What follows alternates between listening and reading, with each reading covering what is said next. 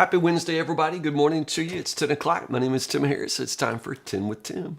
We go verse by verse through the Word of God. I think y'all know this, and we are in the middle of the book of Revelation. Revelation chapter 15 for today. How are you? Are you good? You doing well? Counting down the days, you guys. Kind of sad. We're finishing up the Bible, finishing up 10 with Tim. So we're in final days. And we're in Revelation, which is so appropriate. I wish I were smart enough to plan these things. I saved Revelation kind of because in the end it was the last, New Testament book. And so I thought I better hang on to it just to get y'all through, Zechariah and Haggai and all those Old Testament books. Some of those were pretty difficult, I know. So I was dangling Revelation out of here because I know that people are always interested and excited to study it together. So we're in the middle of it. It's good. Chapter 15 is the shortest book in the shortest chapter in the book of Revelation. It's only about 8 verses, but it's really loaded with images that sort of set the stage for everything that follows. We're talking about here the introduction of the 7 last plagues. In Revelation, I think by now you caught on, there are 3 series of 7s.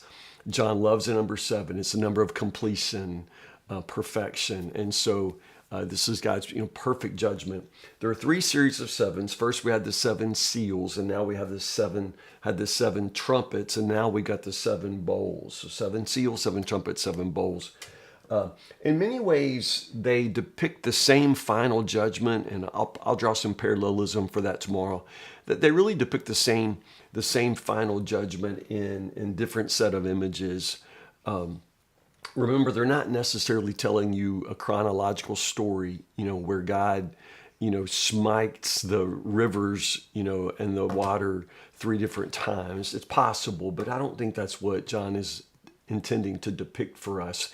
It's the same final judgment that uses, a typology or symbols from the Exodus, the story of God's delivering his people from Egypt. And that becomes important in chapter 15 if you caught on to that. So let's take a look at it. It starts out, I saw in heaven another marvelous event of great significance. 7 angels were holding the 7 last plagues, which will bring God's wrath to completion.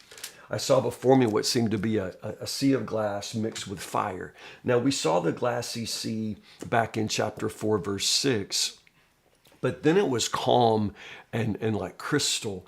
Now it is mingled with fire, which symbolizes judgment, but also purification. But the thing here is that the martyrs, those who have been victorious over the beast and his statue and the number of his name, they're all holding harps that God has given them, and they're singing the song of Moses. So again, really interesting. This represents, of course, their victory. They're victorious martyrs standing on the sea. Remember, I think I've said a couple of times now that in Jewish lore, the sea is the place of chaos and fear, and it's the place where monsters come from.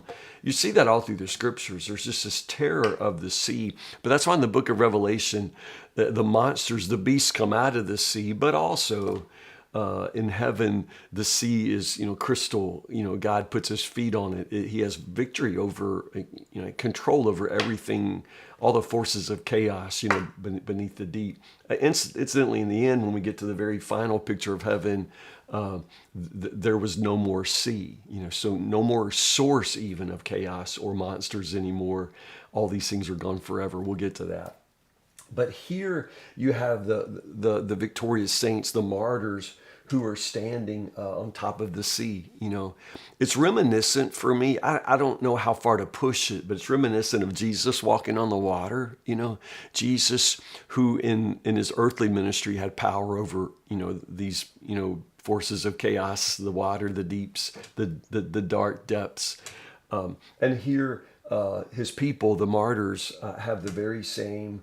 Those who are victorious, I don't know if so much, I think we could probably safely call them martyrs, but the ones who have been victorious over the beast, they would just walk across this sea, this sea which is now mixed with fire. It's churning with judgment, but at the same time they have complete peace, on top of it, and it's really pretty amazing.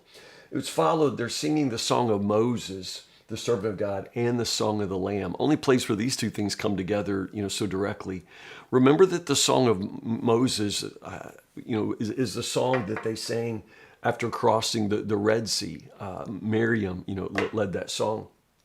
And so they sing this song of the Lamb, and it's reminiscent.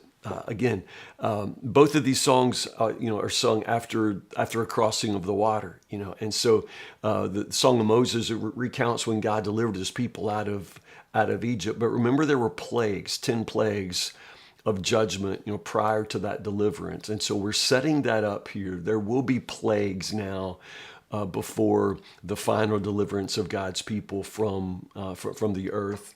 But here you have this preview of the victory and the celebration and the singing of this song, and I love it. Notice that it ends with, all nations will come and worship before you. So even that glimpse of what comes after, God's final, and total, release of His wrath. What comes after that is not a scorched earth, not some sort of nuclear, winter, but instead universal worship. Universal worship. It all ends in worship and joy and praise and victory, and I just think that's beautiful. The last verses are, again, once more, kind of, it switches the scene, into more directly to the temple in heaven. God's tabernacle now thrown wide open, representative of access, but also, revelation. You can now see what's going on. 7 angels holding the 7 plagues come out of the temple. Notice that they're dressed like priests. So suddenly, again, this incredible worship theme, comes out here. And I think the idea there is that God's wrath is tied to His holiness and to worship. This isn't coming from this place of this, maniacal divine monarch, who loses his temper and fries the earth, in his anger. No, it's coming from a place of holiness and reverence and worship. And so the priests with the plague, the angels with the plagues, they come out dressed like priests. The 4 living beings hand each of them a golden bowl filled with the wrath of God who lives forever and ever. Those bowls always kind of flash back to the prayers of the saints, that all of this God is doing is for the sake of His people, to deliver His people, to make right everything that's wrong with the world, so that His people can live in peace and tranquility with Him forever. So the temple is filled with smoke from God's glory and power. Several times, of course, in the Old Testament, when that happens, at Sinai, the cloud descends, because God's glory, God's power is evident, is made visible. At the dedication of Solomon's temple wasn't, the smoke fills the place. And then here, same thing. So before God's wrath is poured out, recognize that His glory, His power, are present, which is just to say that, again, God's wrath is connected, to His glory, to His power.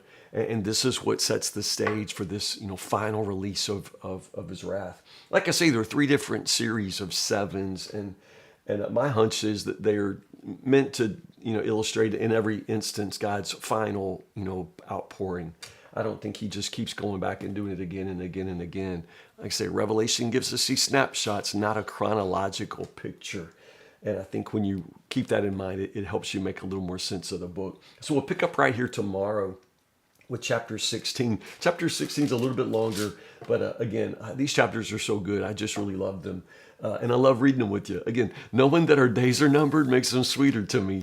And so, again, I'll see you in the morning for chapter 16, Revelation. Lord willing, at 10 o'clock for 10 with Tim. Have a great Wednesday. The weather's beautiful.